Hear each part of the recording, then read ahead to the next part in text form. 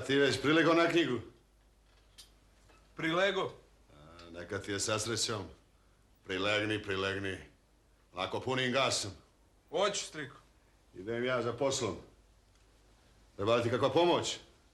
Ne treba. Jedino ako može neka druga olovka, ova je zatupljena. Zatupila se olovka, a? Da podlačimo ono što je važno. Ima olovaka, ima. Striko, gledaj, molim te, crvena ako može. Nema na zelena.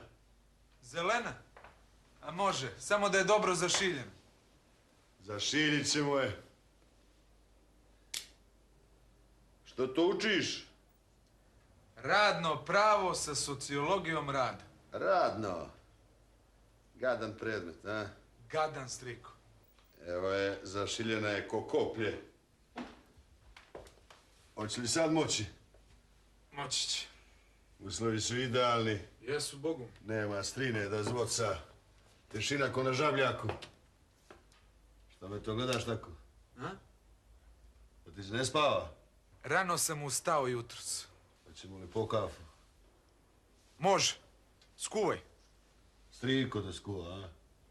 Mogu i ja? Pa mogu bi, ja sam bi zašilio lovku, ti mene skuvaj kafu. A bolje bi mi bilo da sam ja šilio.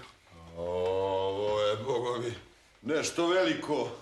Striko! A gdje je kafa? A gdje će biti ako ne u kuhinju? Nema. Kako nema? Gdje tražiš? Uvijek mora da je pri ruci na udarnom mjestu. Što je ovo? Džezva. Pa gdje džezva mora biti neđe i kafa. Prvi put sam u kuhinju. Ajde, ni ja ne ulazim često, no govorim logično. Što je ovo?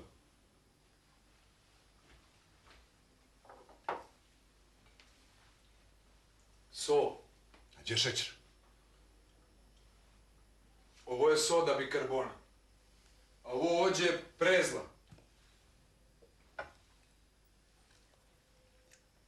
Šećer. Eno ti šoljice i kašika.